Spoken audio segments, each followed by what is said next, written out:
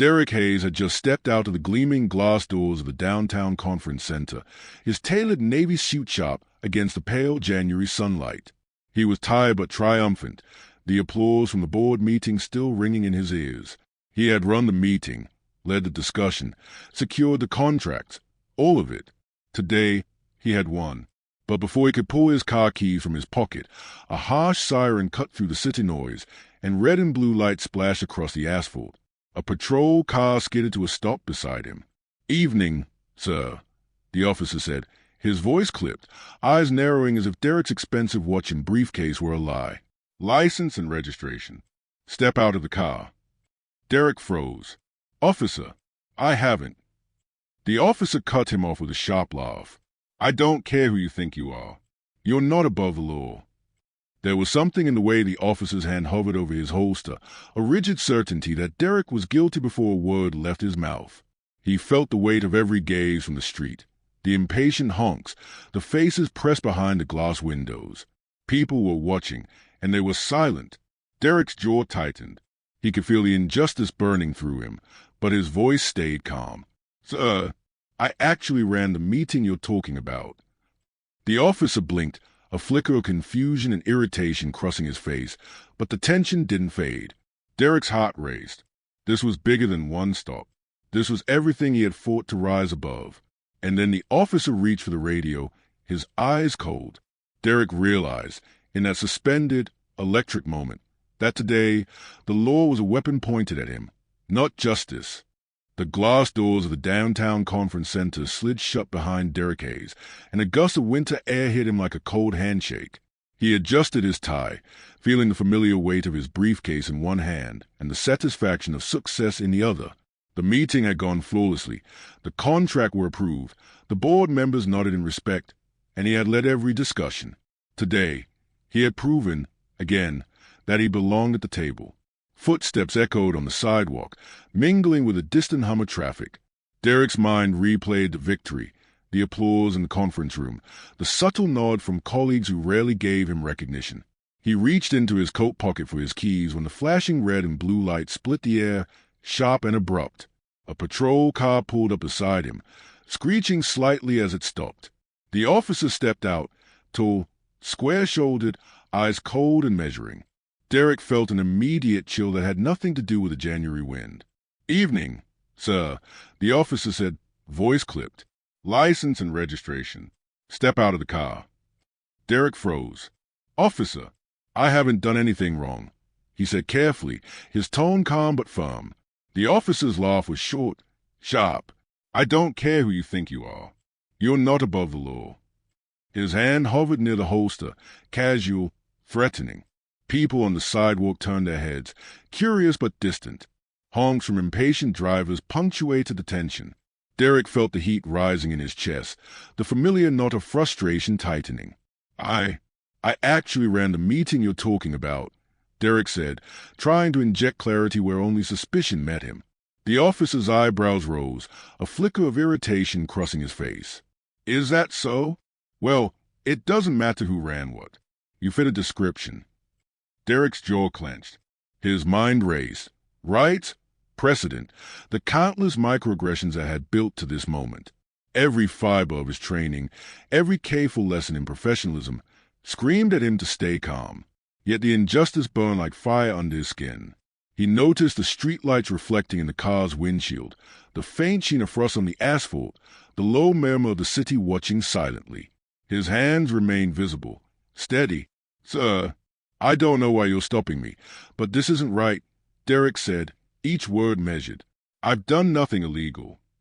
The officer reached for his radio. Derrick's stomach dropped.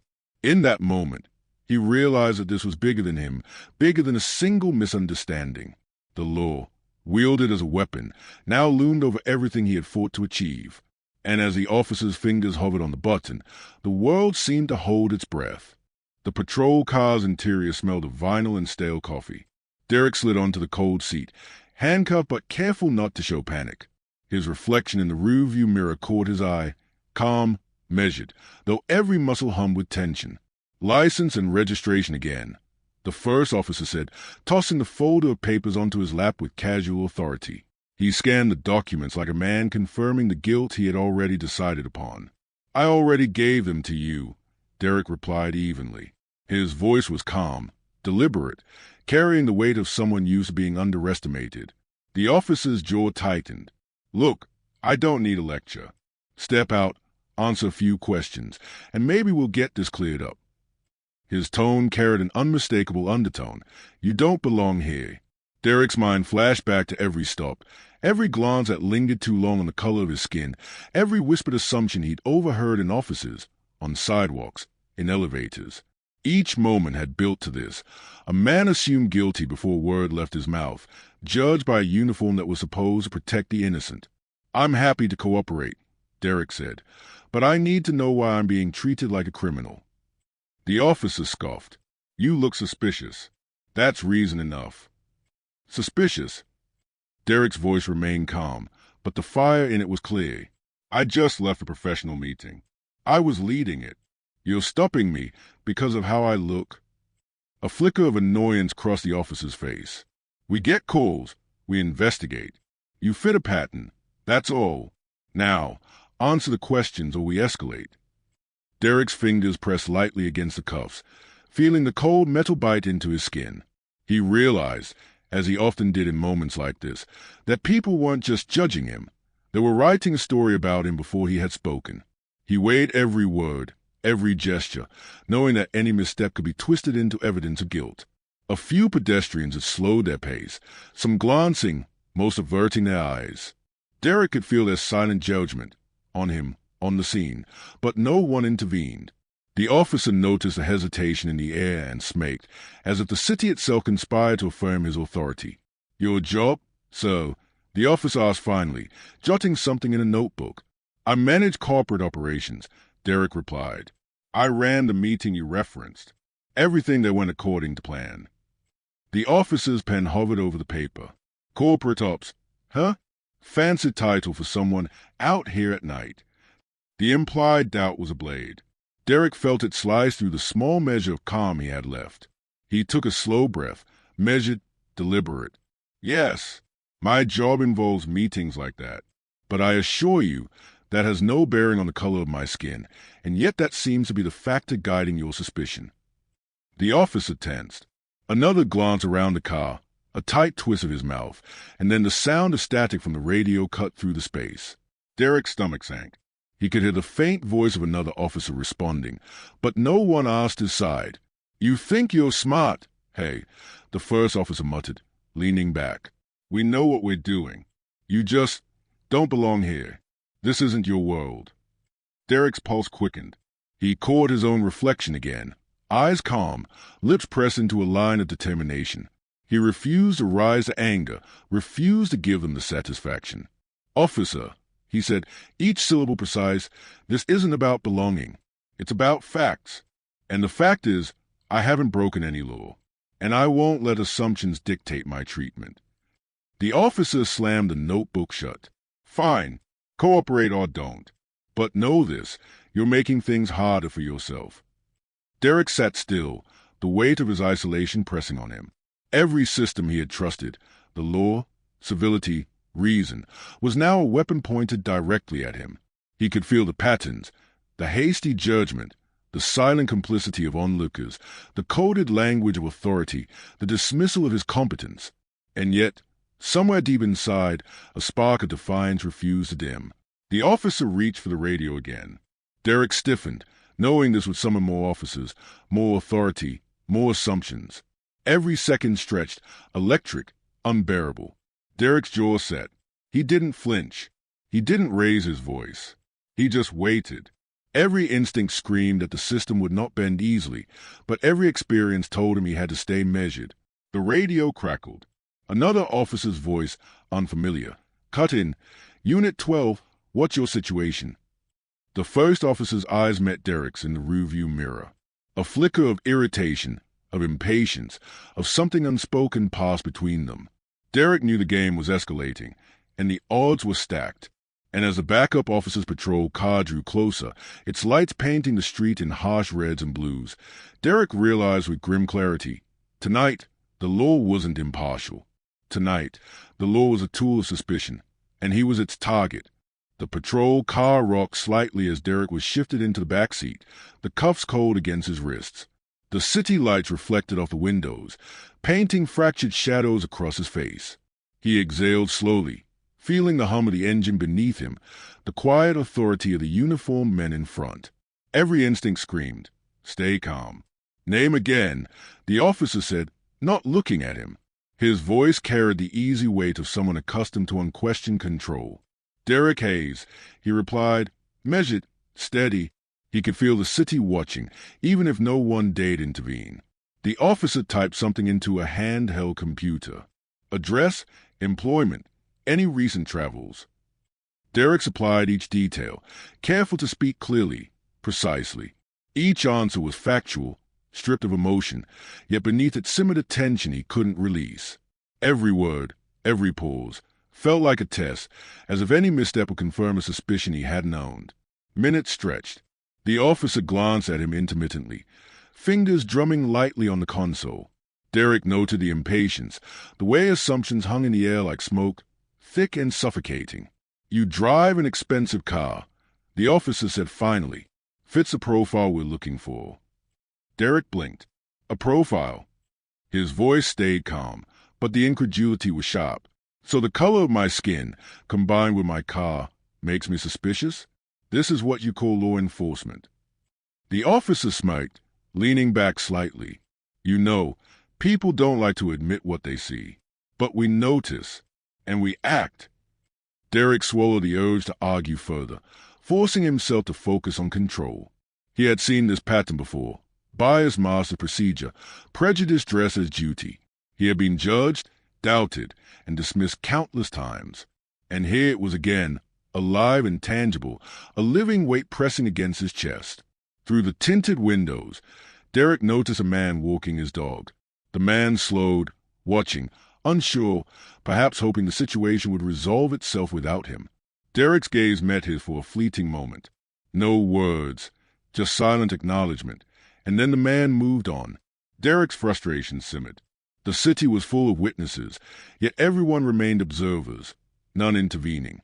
"Ever been stopped like this before?"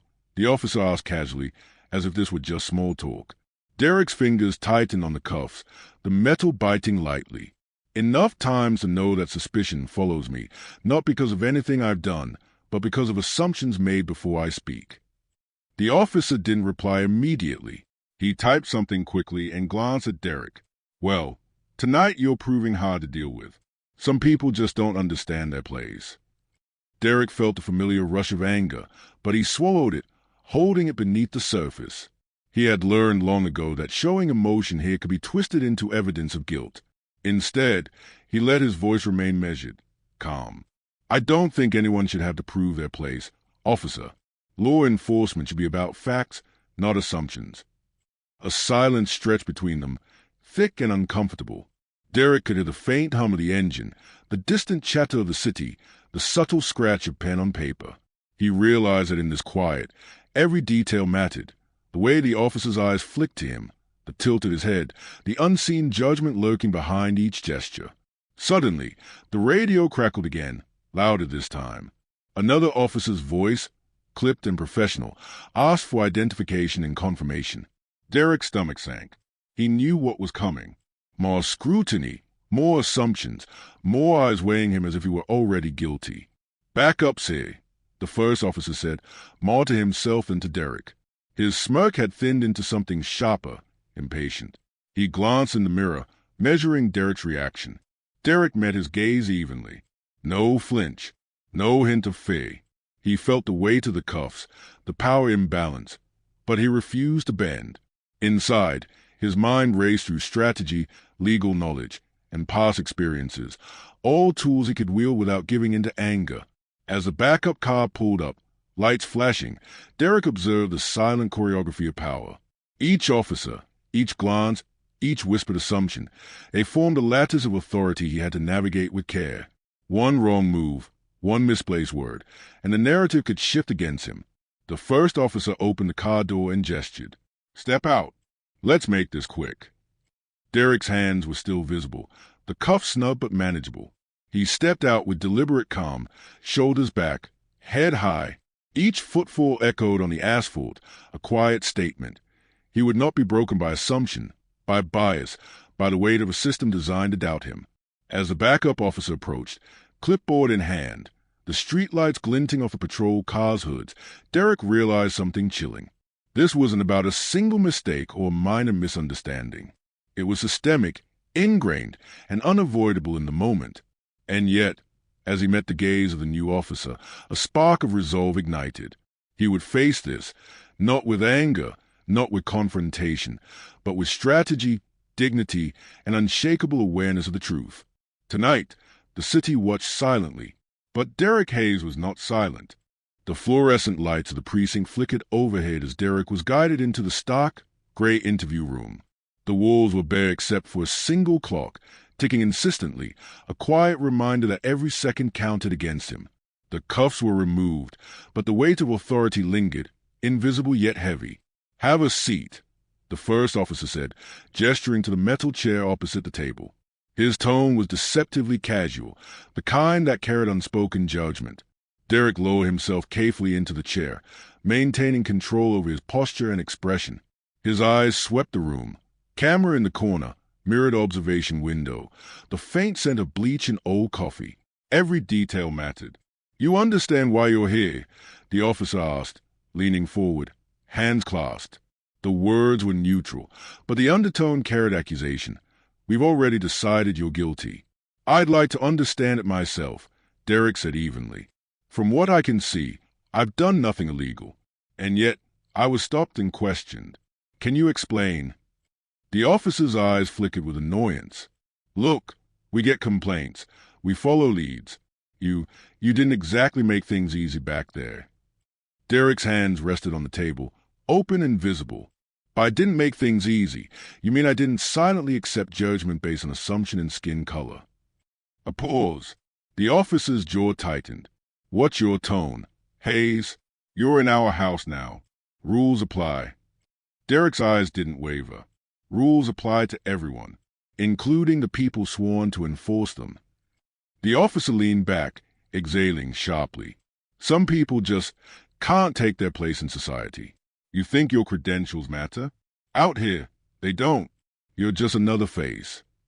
Derrick could feel the weight of institutional power pressing against him.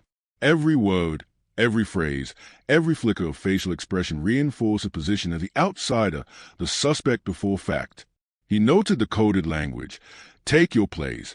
Just another face. Rules apply differently here." Every phrase a subtle assertion of hierarchy and control. "I'm not here to argue," Derrick said quietly. "I'm here to assert that assumptions based on appearance are not facts. I ran the meeting you referenced. That is verifiable. My presence on the street has no bearing on guilt." The officer's phone buzzed. He glanced at it, irritation crossing his face. "You're lucky someone upstairs hasn't taken a harder view yet.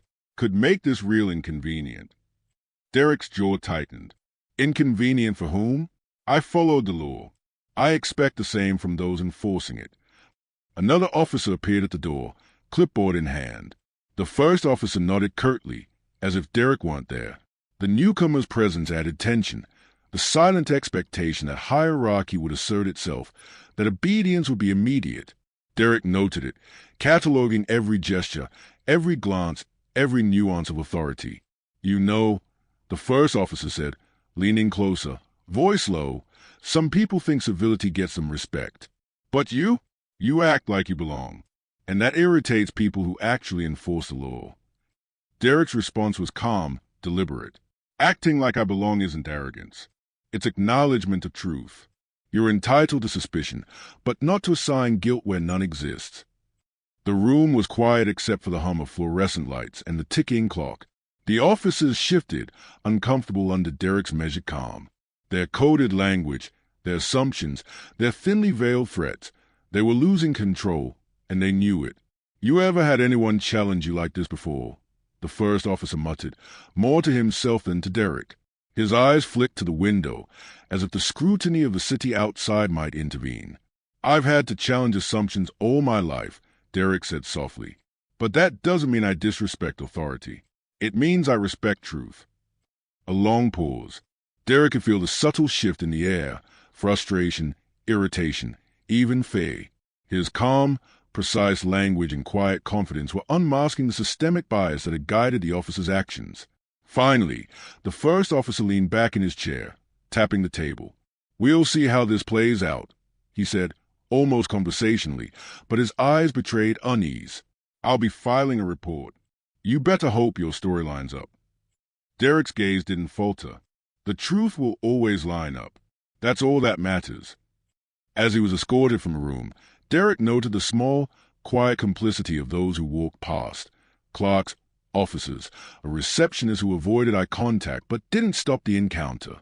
The precinct itself was an ecosystem of power, hierarchy, and assumptions, silent participants shaping outcomes with inaction.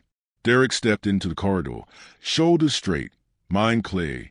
He knew the game. Subtle bias, coded language, institutional authority. He also knew he could navigate it.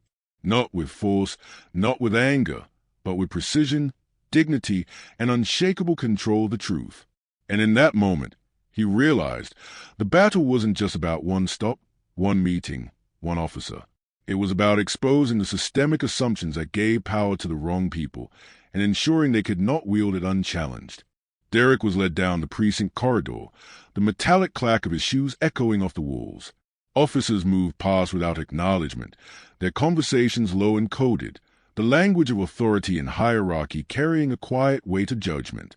Yet among the sea of indifference, small gestures flickered, almost imperceptible, like candlelight in a storm. The desk clerk, a young woman with glasses perched on the bridge of her nose, offered a subtle nod as he passed. It was quick, almost imperceptible, but it was acknowledgement. Derrick caught it and returned it with the smallest tilt of his head. He recognized it, awareness without risk, recognition without intervention. A receptionist in the next room glanced up from her paperwork as Derrick's escort passed. Their eyes met briefly. Derrick noticed the tension in her posture, the way her fingers hovered over the phone as if she wanted to call someone, yet didn't. He imagined the silent thoughts behind her glance. "I see what's happening. I notice, but I can't intervene." They guided him into a holding area. The walls were stark, fluorescent lights harsh, the air carrying the faint smell of bleach. A few other civilians were seated on benches, waiting, watching. Most avoided eye contact, but Derrick noticed the subtle variations in posture, the quiet acknowledgement of injustice around them. "Name again," one of the officers muttered, not looking at him. "Derrick Hayes," he replied evenly, hands visible, posture upright. His voice carried calm precision, a quiet assertion of dignity in a space designed to strip it away. "You've got a lot of people looking out for you," a low voice said from the next bench. Derrick looked up to see a man in a security uniform, ID badge clipped to his shirt, giving a small, tight-lipped smile. "Not here to help exactly, but someone's watching." Derrick inclined his head slightly. "I appreciate that," he said quietly. His words were deliberate, controlled, an acknowledgement, not an invitation to risk. Across the room, another officer murmured instructions, dismissive, unaware of the silent ecosystem of observation forming around Derrick. Every glance, every nod, every careful avoidance of direct involvement told him what he already knew. Complicity ran deep, but so did subtle resistance. "You're handling this better than most," the security officer continued. "Most people get loud, upset. They don't last 5 minutes before the system grinds them down." Derrick exhaled slowly. Anger doesn't always serve a purpose. Calmness does. Strategy does. Observing, understanding the rules, knowing when to assert yourself. That's how you survive moments like this. The young clerk returned briefly with a form, placing it on the table in front of him without a word. Derrick took it, noticing her subtle hesitance. She didn't speak up, didn't confront the officer, but her small act, acknowledgement, provision of material assistance, spoke volumes. "People like you," the security officer muttered under his breath. "They don't see you as human until you make them, until you assert it." Derrick's gaze drifted to the officers across the room, their low conversations, their coded language, their dismissive gestures. Each microaggression, each subtle threat, reinforced the invisible hierarchy. Yet the quiet acknowledgement of those around him, the small flickers of awareness, offered a counterpoint. Resistance without confrontation, observation without direct action, solidarity in silence. A young officer, barely out of the academy, passed by and hesitated briefly, eyes flicking to Derrick. The hesitation was enough.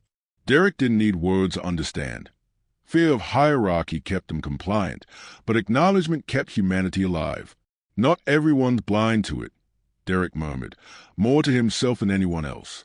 Some people see the pattern, see the injustice, and maybe that matters more than they realize. He filled out the paperwork with precise care, each stroke of the pen a quiet act of resistance. The officers paid little attention, yet their coded conversations hinted at frustration, the subtle recognition that Derrick's calm and measured responses were eroding their narrative. Time stretched, fluorescent lights buzzing overhead. But Derrick stayed aware. He observed the small ecosystem. Silent acknowledgement, careful avoidance, the quiet tension between authority and conscience. The subtle gestures of the clerk, the receptionist, the security officer, even the hesitant glance of the young officer, they reminded him that he was not entirely alone, even in a system built to doubt and isolate him. As he handed the completed form back, the clerk nodded again. Derrick's lips pressed into a thin line of gratitude and resolve. The weight of the system remained, heavy and unyielding, but the small acts of quiet solidarity offered something else, the possibility of change, however incremental, and the knowledge that even in silence, people could bear witness to injustice. And as the first officer returned, clipboard in hand, Derrick felt a strange steadiness. He was still in the grip of a biased system, still subject to microaggressions and institutional power, but he understood something crucial. Observation was not submission, acknowledgement was not consent, and dignity could survive even in the most constrained spaces. For the first time since the stop, he felt not only tension and injustice, but a thread of hope woven through the silent support of those around him. Derrick sat across from the officer in the same sterile interview room, the fluorescent lights buzzing overhead. He had been here for hours, questioned, observed, and catalogued as if he were a case study rather than a human being. The cuffs were gone, but the invisible weight of authority pressed down harder than ever. "You're making this difficult," the officer said, leaning back in his chair, fingers steepled on the table. His tone was tight, controlled, almost casual, but Derrick knew the threat underlying it. Every word carried the power to shape reports, to influence colleagues, to perpetuate a narrative of guilt where none existed. Derrick's hands rested flat on the table. Calm, precise, deliberate. "Difficult," he repeated.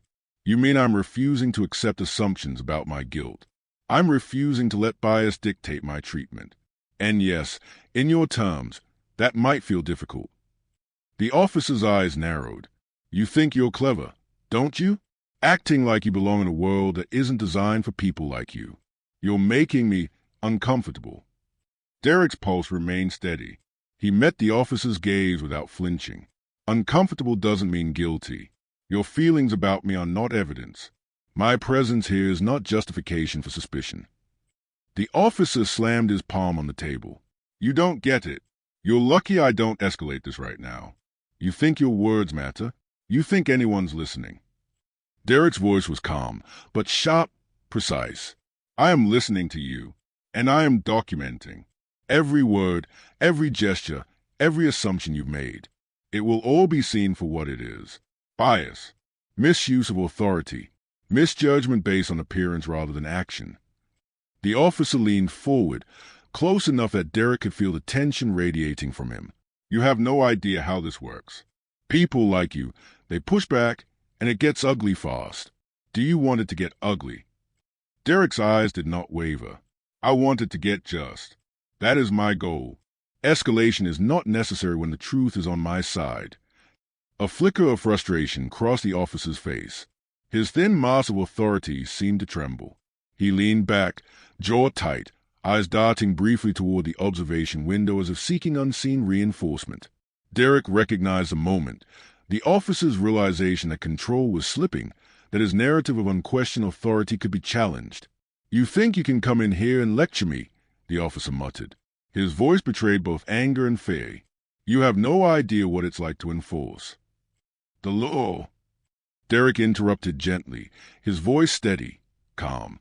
I understand law, and I understand abuse of it, and that is what this is. Not enforcement, not justice. This is assumption, bias, and abuse disguised as procedure. The officer's fingers drummed on the table, rapid and anxious. You don't know what you're doing. One misstep, and... You already made a misstep, Derrick said softly, leaning slightly forward, voice quiet but cutting. Assuming guilt before evidence. Judging competence by color. Treating a professional as suspicious because it makes you comfortable. That's the misstep, and it won't go unnoticed. A long silence fell over the room. The only sound was the soft hum of the fluorescent lights, the faint click of the clock on the wall. Derrick could feel the officer's tension, the internal struggle between authority and accountability, pride and fear of exposure. The officer finally exhaled, a slow, shaky release, his posture rigid. You're not afraid of me, he said, almost incredulously. I am not afraid of injustice, Derrick replied calmly. Fear is a tool to control, and I will not let it dictate my words, my actions, or my dignity. Another officer appeared at the door, clipboard in hand. The first officer glanced at him, nodding slightly, then leaned back in his chair. Derrick realized the unspoken truth. His calm precision, his unwavering presence, had exposed cracks in their authority, a vulnerability they rarely revealed. You've got guts, the first officer muttered, more quietly this time, not sure if it's bravery or stupidity. Perhaps both, Derrick said, a faint edge of irony in his voice. But they serve a purpose, to stand up to injustice, to assert truth, and to ensure accountability. Nothing more, nothing less. The officer shifted in his chair, visibly deflating, the earlier arrogance replaced with tension and uncertainty. Derrick could see the subtle calculation in his eyes, reports, reputation, professional consequences, all now intertwined with his own defiance. You want to see a superior? Derrick asked calmly. I am requesting documentation of the stop and investigation, and I want to ensure my concerns are formally noted. The officer blinked, caught off guard. You can do that. I will, Derrick said, because accountability matters more than authority. As the officer stepped back, clipboard in hand, Derrick's calm persisted. The tension in the room had not vanished entirely, but the balance had shifted. Where before he was subject to assumption and control, now he wielded influence through precision, integrity, and unwavering clarity. Derrick knew the battle was far from over. The system remained biased, the hierarchy entrenched. But in this moment, he had drawn a line. He would not bend to prejudice, he would not surrender dignity, and he would ensure that the truth, undeniable and precise, would be heard. And as he prepared to leave the room, the officer's subtle glance toward the window, the silent acknowledgement of observation, confirmed one thing. Derrick Hayes was not just a subject. He was a witness, a challenger, and an agent of accountability in a system designed to doubt him. Derrick stepped out to the interview room into the buzzing precinct corridor, clipboard and documentation in hand. The fluorescent lights reflected off the linoleum floor, highlighting the tension that lingered like static in the air. Every officer in the room seemed to sense the shift, the invisible line Derrick had drawn with calm authority. Everything okay here? Asked a colleague from a nearby desk, his tone casual but observant. Derrick gave a measured nod, careful not to reveal too much. The precinct had ears everywhere, and one wrong word could be misinterpreted.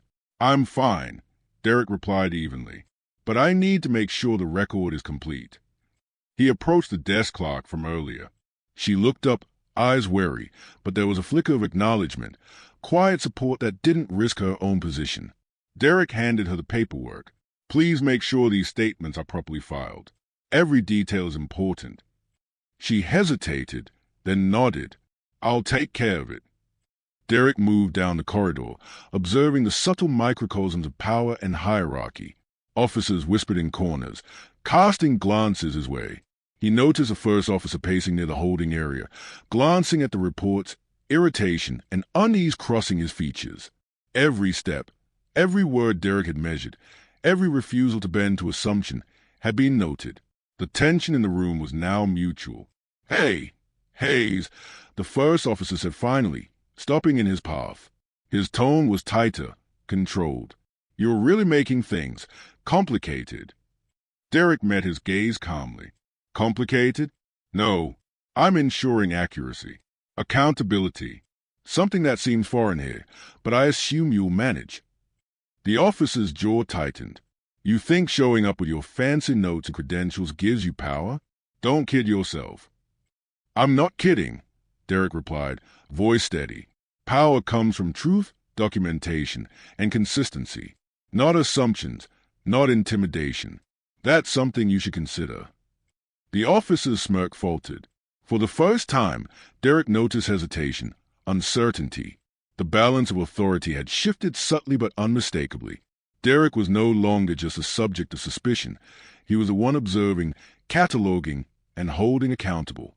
A backup officer passed by, eyes flicking to Derrick. He could feel the silent recognition of what was happening, the narrative of unquestioned authority unraveling, replaced by scrutiny and accountability. Derrick used the moment carefully, maintaining calm, not gloating, letting the observation speak louder than any confrontation. "You know," Derrick continued, voice low and deliberate, "every action here leaves a trace.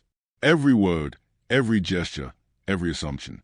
I suggest you think about how yours will be read." The first officer's eyes narrowed. "You think you're teaching me a lesson?" "Not teaching," Derrick said. "Exposing, observing, ensuring the truth is clear."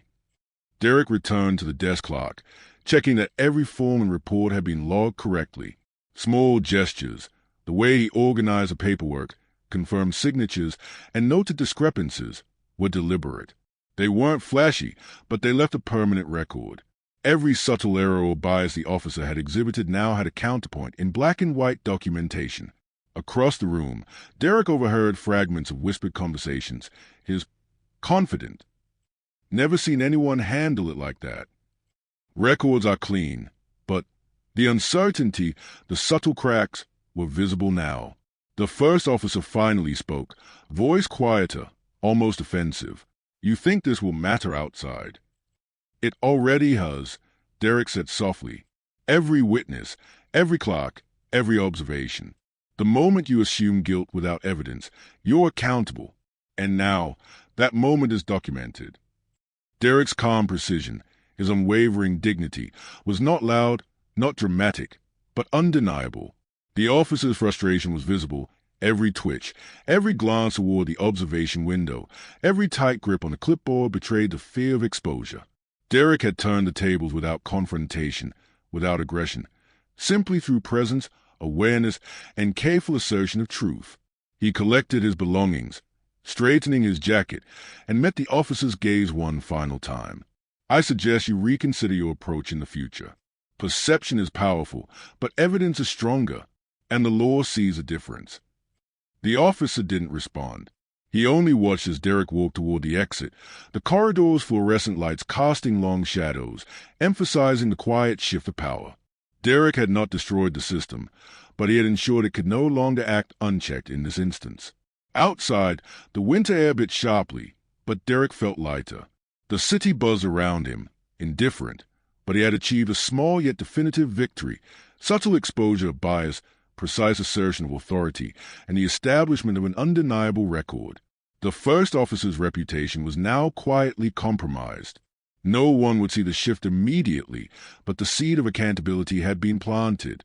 Derrick had played the game not with force, but with strategy, awareness, and dignity, a victory built on subtlety, not spectacle. And as he stepped into the street, lights reflecting off his polished shoes, Derrick realized a profound truth. Fighting systemic bias required patience, precision, and observation. But when wielded wisely, even one person's quiet insistence on justice could turn the tables. Tonight, Derrick Hayes had done exactly that. By the time Derrick stepped out of the precinct, the city lights had softened against the snow-speckled sidewalks. His breath rose in white clouds, and the weight of hours of tension pressed on him, a physical ache behind his ribs.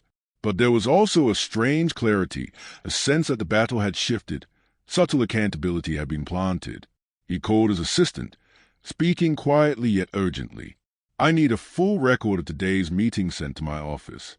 Everything documented." "Already on it," she replied, her voice tinged with concern. "Are you okay?"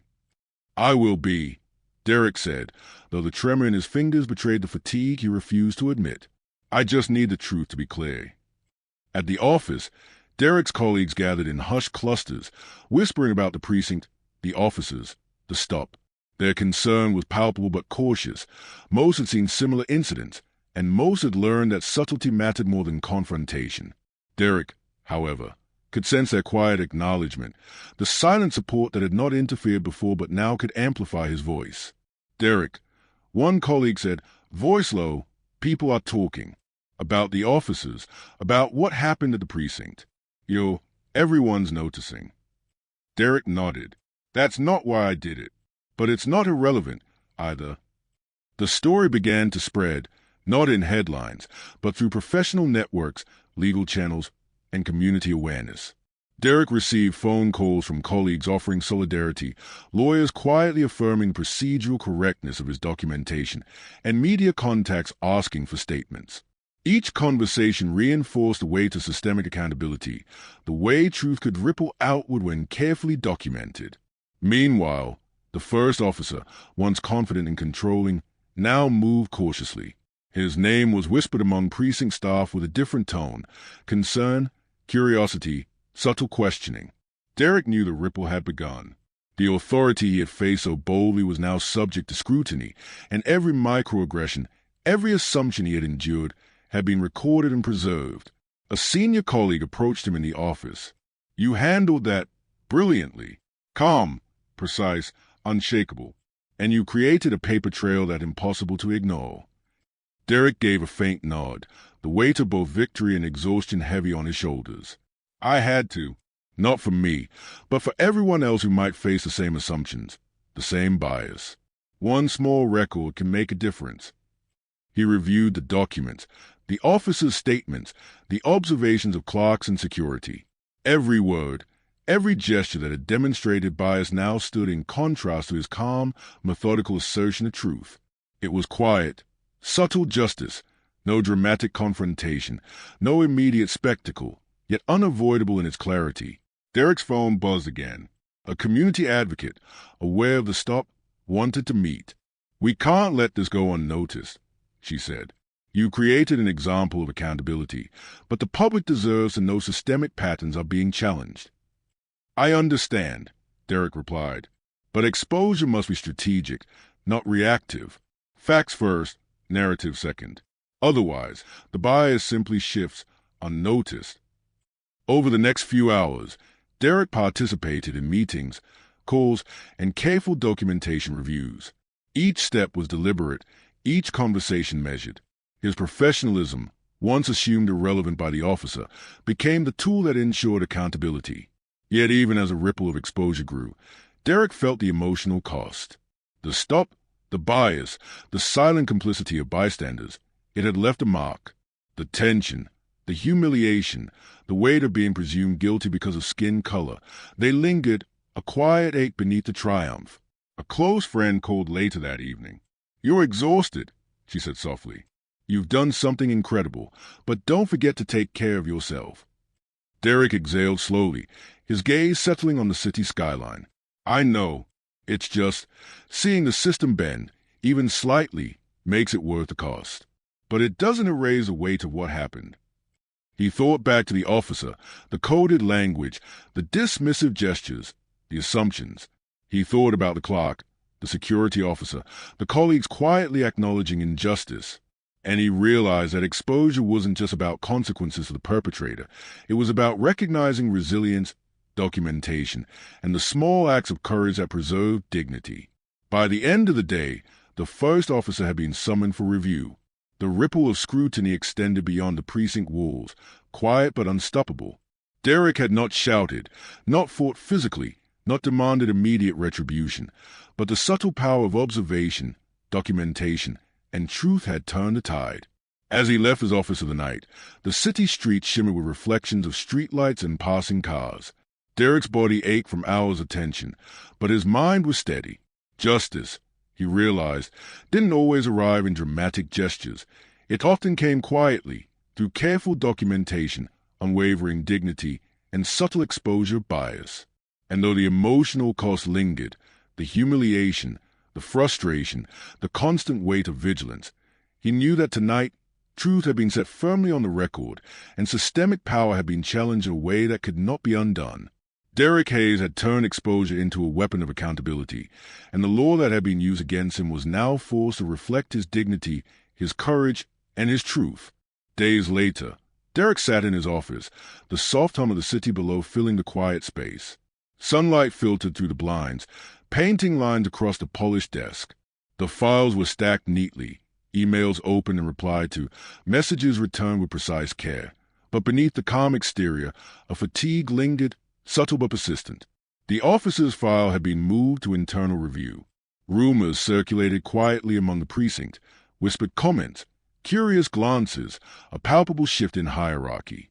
Derrick knew the ripple of accountability had begun, yet the emotional toll of the ordeal remained. Every assumption, every microaggression, every dismissive glance had left its mark. His assistant approached, a folder in hand. "You have another meeting," she said gently. "But people are asking about your handling of the stop. You become something of a reference point." Derrick nodded, appreciating her discretion. "I'm aware, but the focus isn't me.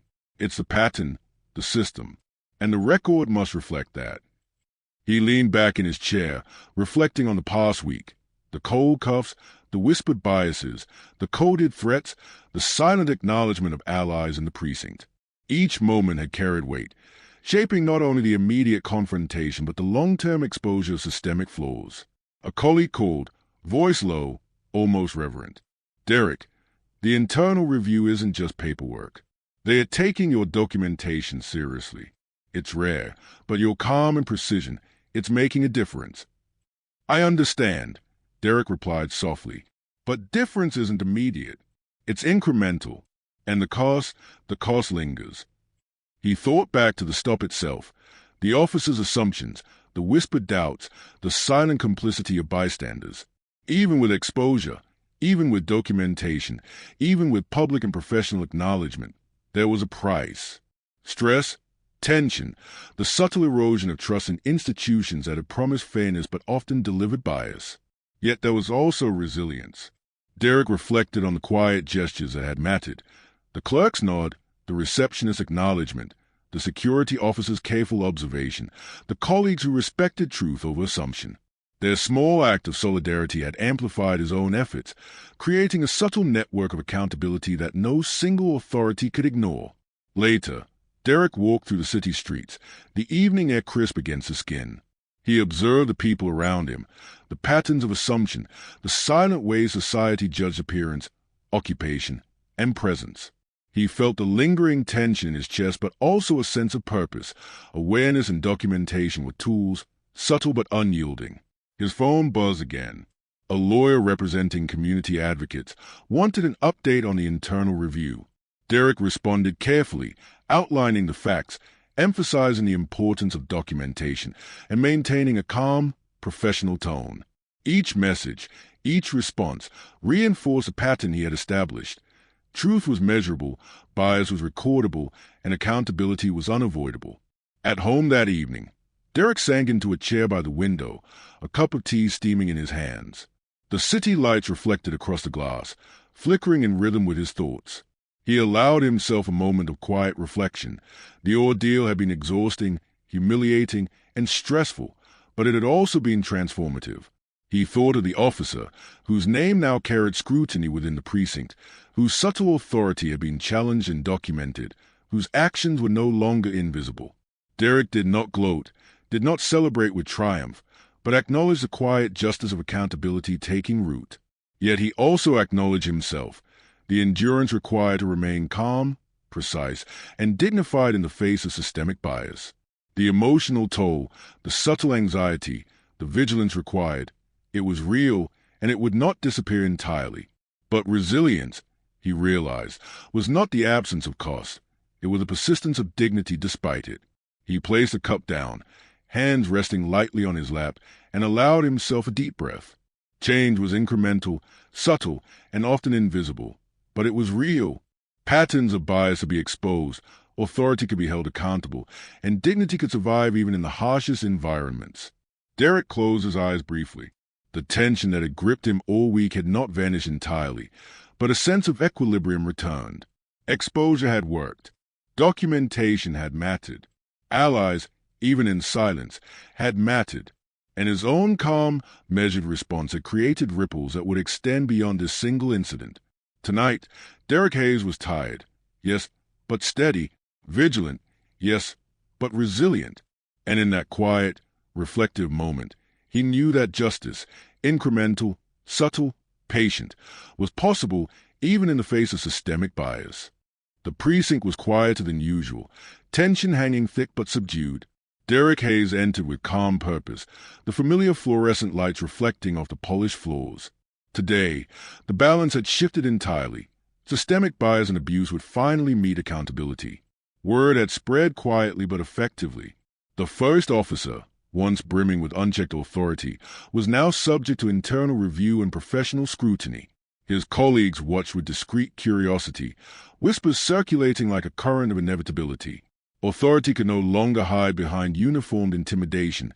Every gesture, every assumption had been documented, every microaggression catalogued. Derrick walked to a waiting area where the officer sat, his posture tight, shoulders tense, clipboard resting unused on his lap. Eyes darted nervously toward supervisors, toward observation windows, toward the quiet hum of administrative oversight. For once, he was not the one controlling the narrative. "You're called to meet with internal affairs," a supervisor said crisply, motioning for the officer to stand. Every step he took felt measured, hesitant, a stark contrast to the commanding confidence he had wielded just days ago. Derrick observed silently, noting the subtle unraveling of authority. No dramatic confrontation, no public spectacle, just the inevitable shift of power when diligence, documentation, and calm precision exposed bias. Justice had arrived quietly but undeniably. Later, Derrick returned to his office, the city skyline gleaming through the windows. The hum of the evening traffic felt less oppressive now, less heavy, carrying instead a sense of equilibrium. His assistant handed him a folder, official acknowledgement of his documentation, affirmation that internal review had confirmed the officer's misconduct, and preliminary steps toward professional consequences. "I never thought it would move this quickly," she said softly, eyes reflecting cautious admiration. Derrick smiled faintly, a mixture of relief and lingering fatigue. "It didn't move quickly, it moved correctly. That's what matters." His colleagues trickled in, offering quiet congratulations, careful not to overstep, yet eager to acknowledge the significance. Derrick accepted their words with measured humility, aware that the victory was procedural as much as personal. This was justice executed through diligence, patience, and integrity, not spectacle or revenge. In the days that followed, news of the internal review's outcome reached the precinct. The officer was suspended pending further action, and whispers of reputational damage spread quietly among peers. For Derrick, this was proof that subtle, precise exposure of bias could yield tangible consequences, even within a system that often turned a blind eye. Yet even as victory crystallized, the emotional residue remained. Derrick allowed himself a quiet moment of reflection. The humiliation, the tension, the psychological weight of being presumed guilty because of his skin, the constant vigilance required to navigate a biased system. These were costs that would linger, silent but persistent, reminding him of the stakes inherent in confronting injustice. A close friend called that evening. "You did it, Derrick. You held your ground and documented everything. They'll have to answer for their actions." "I did what I could," he replied softly, staring out at the city lights. "But no one wins unscathed in these battles. The system still carries assumptions, biases, and silent complicity. What I did was necessary, but it came with a cost." He thought back to the small gestures that had supported him, the clerk who nodded, the security officer who observed, the colleagues who quietly respected his dignity. Even in silence, allies had mattered. They had been part of the machinery that allowed truth to surface, the quiet force amplifying the weight of careful documentation. Derrick realized that resilience was not a flash of heroism. It was the accumulation of deliberate acts, precise words, calm responses, unwavering dignity. Poetic justice had been achieved, not through dramatic confrontation, not through spectacle, but through the patient, relentless assertion of accountability. He closed the folder, feeling the tangible weight of validation. The officer would face consequences. Systemic bias had been challenged, and the record was undeniable. Yet Derrick also acknowledged the emotional cost, the tension, the stress, the subtle erosion of trust in institutions meant to protect, not presume. He poured himself a cup of tea, letting the warmth seep into his hands, and allowed himself a slow exhale. The city outside continued its indifferent rhythm, but inside, a quiet equilibrium had been restored. Truth had prevailed, dignity had been maintained, and justice had been executed subtly but firmly. Derrick Hayes had endured, observed, and acted. He had navigated a system designed to doubt him and emerged with calm precision, documentation, and integrity. The officer's downfall was a necessary consequence, a poetic justice long overdue. Yet Derrick knew the fight was far from over. Bias would persist, assumptions would continue, and systemic challenges would endure. But in this small instance, justice had been delivered, resilience had been preserved, and the subtle power of truth had prevailed. As he gazed out the window, city light shimmering, Derrick allowed a faint smile. The cost had been high, the emotional weight significant, but dignity, truth, and accountability had endured. Poetic justice had been served. And in that quiet, reflective moment, Derrick Hayes understood a profound truth. Systemic injustice could be challenged, and even small acts of precision, patience, and calm assertion could turn the tide.